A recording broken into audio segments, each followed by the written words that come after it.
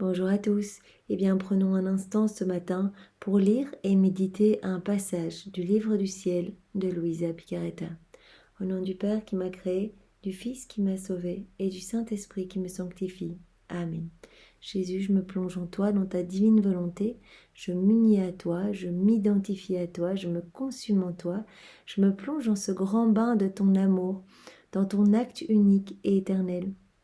Et je viens vraiment me gorger de tous tes attributs divins. Je me remplis à ras-bord de ta sagesse, de ta puissance, de ton amour, de ta beauté, de ta présence, de tout ce que tu es, Seigneur. Et je te supplie de me marquer du sceau de ta divine volonté et de m'accorder la grâce de venir t'installer dans mon cœur, de venir y retirer tout ce qui te déplaît, tout ce qui résulte de ma volonté propre. Retire tout et crée vraiment un espace pour que tu puisses t'y sentir bien avec le Père, le Saint-Esprit, ton trône, ton royaume, tous tes actes divins, et que tu puisses agir à partir de mon corps, de mon humanité, que je t'offre ce matin, en gage de mon amour pour toi. Seigneur, utilise chacune de mes actions, viens mettre tes mains divines dans mes mains et sanctifie tout ce que je vais faire aujourd'hui et tous les jours de ma vie. Viens, Seigneur, parler toi-même à partir de mes paroles, à partir de ma bouche. Regarde dans mes regards, Seigneur, sois présent dans chacune de mes pensées, que mes pensées ne soient tournées que vers toi, que vers le ciel. Viens faire battre mon cœur, sois dans chacune de mes respirations, viens dans mon souffle, viens dans mes pas, sois présent dans tous mes mouvements conscients et inconscients, que tout soit fait pour toi, par toi et en toi, et que tout puisse te glorifier, Seigneur. Je veux vraiment m'offrir pour toi, pour t'aimer chaque jour de ma vie, alors utilise mon existence et vraiment sers-toi de ma volonté propre comme marchepied pour ta divine volonté, Seigneur. Merci maintenant de disposer nos cœurs, nos intelligences pour que nous puissions recevoir ce nouvel enseignement que tu nous donnes ce matin pour nous élever en sainteté, pour que nous nous rapprochions de toi et pour que nous t'aimions chaque jour davantage. Donne-nous vraiment, Jésus, via la grâce de la vie dans ta divine volonté, que notre soif de nous unir à toi puisse grandir jour après jour, enseignement après enseignement. Merci Seigneur pour tout ce que tu nous donnes. Merci avec tes propres remerciements. Et viens maintenant parler à travers ma bouche. Envoie-moi ton Esprit Saint, que je reste toujours dans ta vérité, Seigneur. Alors nous allons continuer et nous avons le passage du 6 octobre 1921. C'est Luisa qui parle. J'adorais les plaies de mon Jésus crucifié et je me disais, comme le péché est laid, il a réduit mon plus grand bien à un tel état déchirant. Bien oui, Luisa passe beaucoup de temps dans la journée, donc à non seulement faire des actes de réparation, d'adoration, d'amour, mais alors elle embrasse Jésus partout et vraiment elle vient mettre des baumes consolateurs et apaisants sur chacune des plaies de Jésus.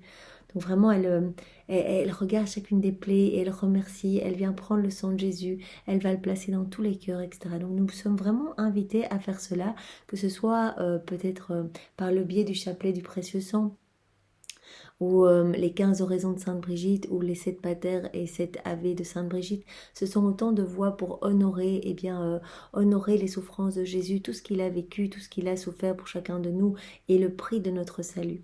Et donc vraiment, Luisa se rend bien compte que nous sommes tous câblés au cœur de Jésus, et que chaque mauvaise action, que chaque mauvaise pensée, chaque mauvais comportement, tout ce qui est déconnecté de la divine volonté, vient faire souffrir Jésus, vient enfoncer des clous de feu dans les mains de Jésus, des épines de feu pour chacune des mauvaises pensées dans la tête de Jésus, des clous dans les pieds pour chacun de nos mauvais pas, tous les pas déconnectés, dissociés de la divine volonté, toutes ces fois où nous marchons à des fins purement humaines pour gonfler notre ego ou pour arriver à des satisfactions personnelles. Donc vraiment Luisa se rend bien compte et elle dit mais combien le péché a défiguré mon plus grand bien, mon plus grand tout, mon Seigneur. Appuyant sa très sainte tête sur mon épaule, mon toujours aimable Jésus me dit en souriant, « Ma fille, le péché est plus que laid, il est horrible. C'est la flétrissure de l'homme. » Bien, c'est vrai que nous n'étions pas appelés à cela, puisque vraiment, nous étions appelés à être remplis de divin au sortir des mains du Créateur.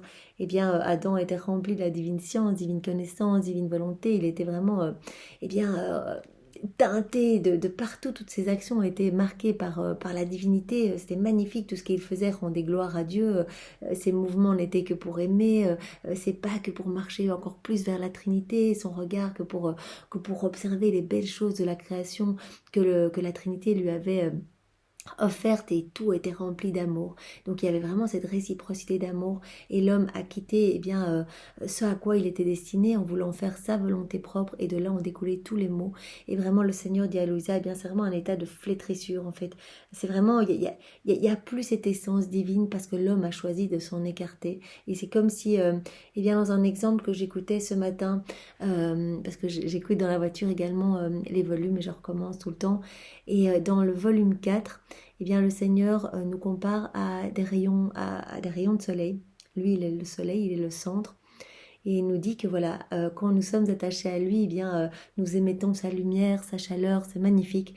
Mais lorsque nous voulons faire nos volontés propres, c'est comme si un rayon se détachait du soleil, et donc il va devenir tout froid, il ne sentira plus l'acte unique et éternel d'amour en lui, il ne sentira plus la vie divine en lui, et donc il va devenir ténèbres, en fait, il va perdre toute sa lumière, sa clarté, et voilà, il va s'éteindre petit à petit, et en fait se perdre un peu, comme ici il utilise le terme flétrissure, quoi, vraiment.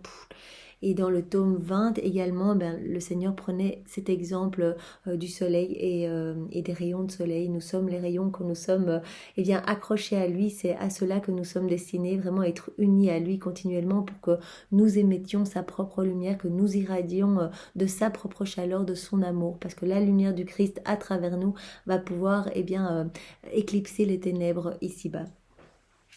Lorsque l'homme pêche, l'homme subit une transformation sauvage. Donc lorsque l'homme quitte la divine volonté, lorsque l'homme se déconnecte, dissocie tous ses actes, ses paroles, ses pensées de la volonté divine, il subit vraiment cette transformation. Il n'y a plus rien de divin en lui, c'est comme s'il remplissait son âme de toutes les noirceurs du monde. Il n'y a plus cette lumière magnifique en fait, et le Seigneur ne trouve plus sa place pour agir en fait. C'est comme s'il était réduit à être étouffé par les vices, par les choses du monde. Donc voilà, il faut choisir, soit on veut se remplir des choses ici-bas et vivre coûte que coûte, sans joie, sans bonheur, parce que la source première, la source vraiment de tous les bienfaits, c'est bien Jésus. Donc vraiment, si nous voulons être heureux, nous devons revenir à la source. Et si nous nous en éloignons et que nous nous remplissons des choses du monde, nous allons subir vraiment de plus en plus de noirceur, et nous allons finir par nous perdre nous-mêmes. C'est vraiment une transformation sauvage par rapport à ce à quoi nous étions appelés, c'est-à-dire les chefs-d'œuvre de la création, les dépositaires de tout le royaume, les propriétaires. Nous sommes vraiment les fils et les filles de Dieu, et donc nous avions tout reçu parce que la création, elle est là pour nous. Elle n'a pas été faite pour la Trinité, il n'en avait pas besoin. Vraiment, tout a été créé pour notre joie, pour vraiment que nos yeux se régalent, que nous puissions voir l'amour de Dieu partout et remercier en tout temps. Et donc vraiment, il y a cette transformation sauvage, parce que lorsque nous quittons cet état de grâce, cet état d'union, nous ne voyons plus rien. À force de ténèbres, de nous remplir de noirceur, notre vue se voile en fait, et nous ne voyons plus la lumière de Dieu. Toutes les belles choses que je lui avais données deviennent couvertes d'une laideur horrible. À nouveau, le Seigneur par là nous voit vraiment comme recouverts vraiment de laideur en fait, de péché, d'ordure. Cela me fait à nouveau penser lorsque Jésus a accepté d'être jeté dans le Cédron, dans les égouts de la ville. C'était une des heures de sa passion. En fait, il a accepté cela pour nous retirer ce manteau de laideur. Il a vraiment accepté d'être immergé au point tel qu'il avait vraiment de l'eau nauséabonde qui rentrait dans son nez, dans sa bouche, dans ses yeux, etc. Il a accepté d'être complètement plongé vraiment jusqu'au sommet de la tête, pour nous retirer, vraiment pour nous nettoyer, nous retirer tout ce qu'il y avait de sale, de laid, et nous remettre le manteau de lumière, le manteau de la gloire. Le manteau en fait de la divine volonté. C'est très beau, j'ai lu ça aussi dans un passage dans le tome 20, que la divine volonté c'est vraiment comme un manteau de lumière, c'est vraiment quelque chose de magnifique. Et Jésus, lors de son passage sur la terre, a dû cacher en fait toute cette lumière. il a dû recouvrir d'un voile, le voile que constituait son humanité, pour cacher toute cette lumière. Sinon, cela aurait fait peur. Marie également, cela aurait fait peur aux hommes de voir toute cette clarté. Peut-être qu'ils n'auraient pas osé s'approcher de Jésus. Donc, il a dû se recouvrir de ce manteau de péché, vraiment de l'apparence eh bien d'Adam, lorsqu'il a péché, en fait, Adam a perdu ce manteau de lumière et donc s'est retrouvé dans la nudité, voilà, dans la nudité la plus pure, enfin la plus laide de l'homme, c'est-à-dire tous ses péchés, tous ses vices. C'est là qu'il a commencé à avoir peur et à vouloir se couvrir. Et Jésus a dû reprendre cet état de péché d'Adam, et donc il a accepté de cacher sa divinité par le voile de son humanité. Et donc il nous propose, par la divine volonté, d'être recouvert à nouveau de ce manteau de lumière. C'est vraiment ça. Il nous rappelle à cette place de chef-d'œuvre de la création, parce que vraiment nous sommes couverts d'horribles laideurs. Ce ne sont pas seulement les sens de l'homme qui pêchent, mais c'est l'homme tout entier qui est impliqué. Le péché, sa pensée, ses battements de cœur, sa respiration, ses mouvements, ses pas. Sa volonté le conduit à un seul point. Elle provoque à travers tout son être un excès de noirceur qui l'aveugle, un air toxique qui l'empoisonne. Voilà, donc vraiment Jésus n'hésite pas à nous dire que la volonté propre nous amène vraiment sur une voie de noirceur, de ténèbres, et vraiment c'est à travers tout notre corps, toute notre humanité qu'exhale cette puanteur. Cela touche tous nos battements de cœur, notre respiration, nos mouvements, nos pas, tout. C'est un excès de noirceur qui aveugle l'homme. Vraiment, c'est ça l'aveuglement. Ne plus voir Dieu partout, ne plus se réjouir de sa présence, ne plus désirer cette union avec notre Créateur. Et cela crée vraiment cet air toxique qui empoisonne l'âme. Tout est noir autour de l'homme, tout est mortel. Quiconque l'approche se met dans une situation dangereuse. Terrible et effrayant est l'homme en état de péché. Pardon Seigneur pour toutes ces fois où nous t'avons blessé par nos péchés, puisque nous savons que nos péchés te défigurent complètement. Et toutes ces fois où vraiment nous nous sommes nous-mêmes aveuglés dans la puanteur de nos vices, de nos iniquités, de tout ce qui résulte de nos volontés propres. Pardonne-nous Seigneur, pardonne-nous pour ce poison que nous nous sommes imposés à nous-mêmes et que nous avons vraiment un peu distillé partout autour de nous. Pardon pour cette noirceur et cette puanteur Seigneur. Nous te demandons vraiment d'avoir miséricorde pour nous, de prendre nos misères et de les sanctifier, de les rendre lumière. Alors Louisa continue. J'étais terrifiée. Jésus continua. Si l'homme est horrible dans l'état de péché, il est par contre très beau dans l'état de la grâce. En faisant le bien, même s'il s'agit d'une petite chose, l'effet sur l'homme est brillant. Voilà, le fait de s'unir à Jésus, d'être vraiment en état de grâce, parce que toutes les fois où nous nous unissons à Jésus, c'est une grâce vraiment sanctifiante, c'est quelque chose, c'est une union magnifique qui permet à Jésus d'agir en nous, et donc tous nos actes deviennent divins, éternels, et nous savons qu'à chaque fois que Jésus agit en nous, il y a de la lumière qui irradie de toute notre humanité et qui vient vraiment balayer les ténèbres, et donc vraiment il y a une vraie grâce qui est donnée à ce moment-là. Et donc l'homme en état de grâce, lorsqu'il est uni à Jésus, est très beau. En faisant le bien, même s'il s'agit d'une petite chose, l'effet sur l'homme est brillant. Le bien lui fait connaître une transformation céleste, angélique et divine. Voilà, toutes les fois on désire faire des choses par amour pour Jésus, s'unir à lui, essayer vraiment de lui faire plaisir, tout cela a vraiment l'effet de la lumière, vraiment une transformation, alors qu'il parlait vraiment d'une flétrissure, une transformation sauvage, toutes les fois où on fait des choses résultant de notre volonté propre. Il parle ici d'une transformation angélique, plus de lumière, plus de clarté, plus de beauté. Notre âme est ennoblie, elle est sanctifiée vraiment à chaque fois que nous nous unissons à Jésus, à chaque fois que nous souhaitons réparer au nom de tous, l'aimer au nom de tous, lui demander pardon au nom de tous, etc. Sa volonté pour le bien sa volonté pour le bien amène tout son être à un seul point. De telle sorte que ses pensées, ses paroles, ses battements de cœur, ses mouvements et ses pas sont bons. Tout devient bon lorsque vraiment l'homme décide d'agir vraiment de manière à plaire au Seigneur et décide de s'unir avec le Seigneur. Tout en lui et en dehors de lui est lumière. Son air est parfumé et vivifiant. Ceux qui l'approchent se mettent en sécurité. Donc il y a vraiment quelque chose de divin qui exhale de l'âme qui s'unit à Jésus. Et donc toutes les personnes qui vont s'en approcher, eh bien, vont se sentir bien, vont se sentir dans la lumière même de Dieu. L'âme en état de grâce qui fait le bien est si belle, si gracieuse, si attirante, si aimable, que moi-même je suis en amour avec elle. Donc cela fait immensément plaisir à Jésus et voilà, il est comme attiré par un aimant, par ces âmes qui désirent uniquement plaire au Seigneur. Chaque bonne chose qu'elle accomplit lui confère une nuance additionnelle de beauté, une ressemblance plus grande avec son Créateur, qui en fait l'un de ses fils. Chaque fois qu'on fait des actes dans la divine volonté, eh bien, on acquiert une ressemblance plus importante avec notre Créateur, puisque nous avions reçu, eh bien, à l'origine, comme nous venons de le dire, l'image et la ressemblance. Par nos volontés propres, nous avons perdu cette ressemblance, et à chaque fois que nous nous unissons à Jésus, que nous agissons dans sa divine volonté, eh bien le Seigneur met plus de divin en nous, chaque fois un peu plus de divin, un peu moins de noirceur, un peu moins des choses du monde, et donc nous regagnons petit à petit eh bien ce que nous avons perdu à travers les siècles en nous plongeant dans nos volontés propres, nous regagnons cette ressemblance divine. C'est une puissance divine que cette âme met en circulation.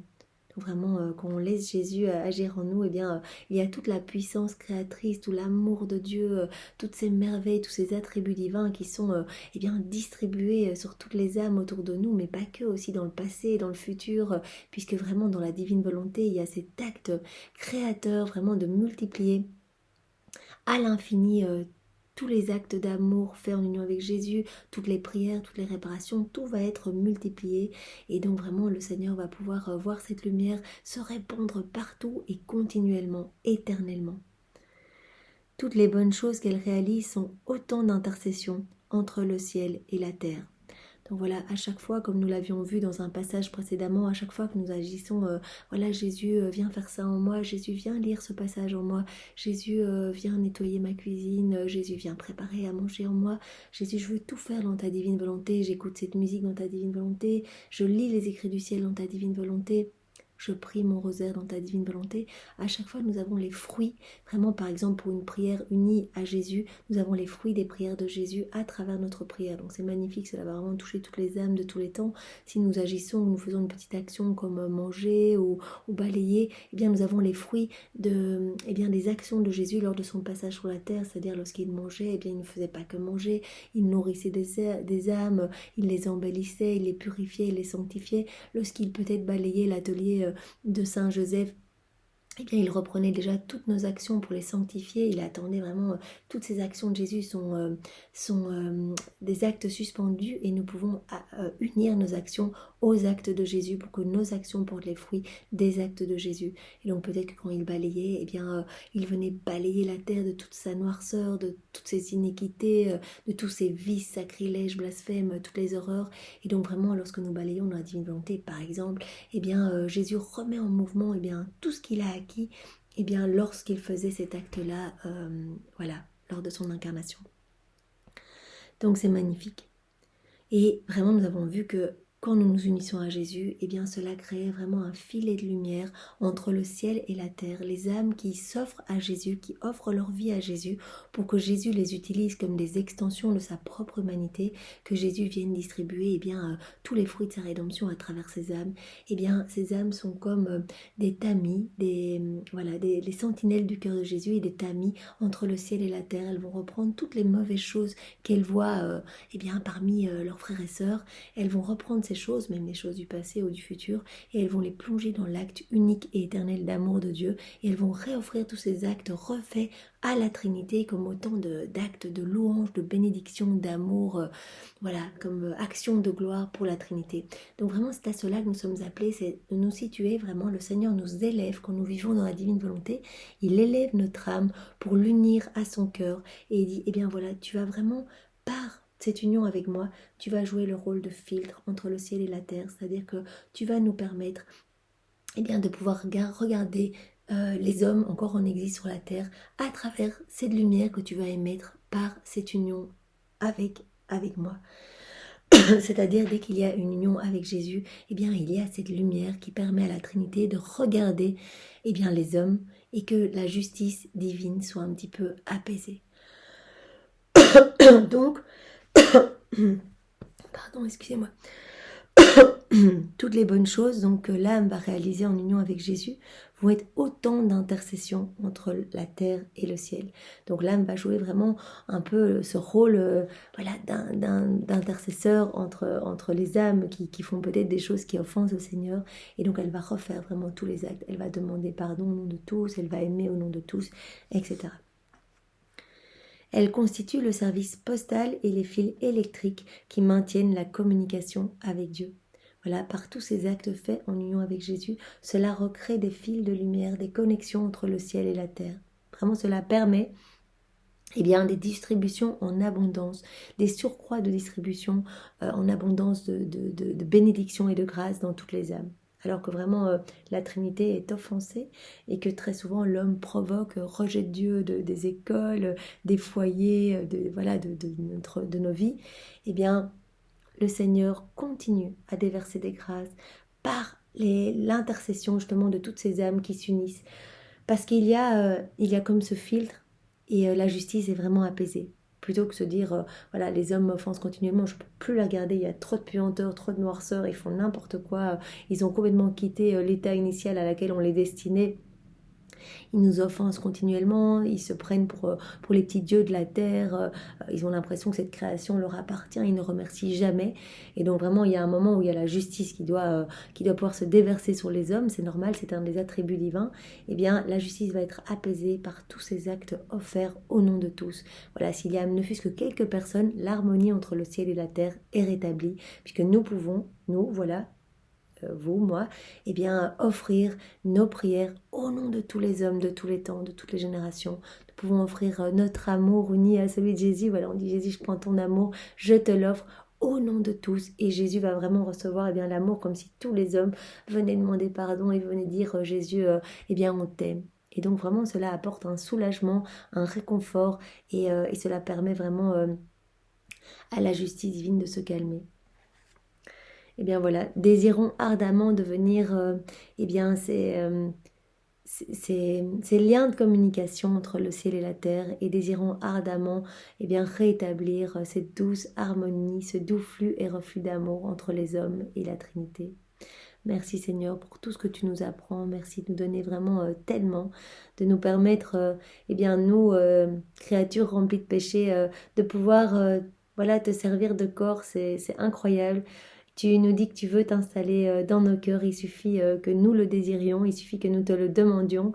Alors Seigneur, nous te le demandons une fois de plus, donne-nous cette grâce de la vie dans la divine volonté, donne-nous cette grâce de pouvoir grandir en sainteté jour après jour, de pouvoir atteindre le dernier niveau de la vie dans ta divine volonté, le 4e niveau, où vraiment, nous serons remplis de toi, uniquement de toi et de plus rien d'autre.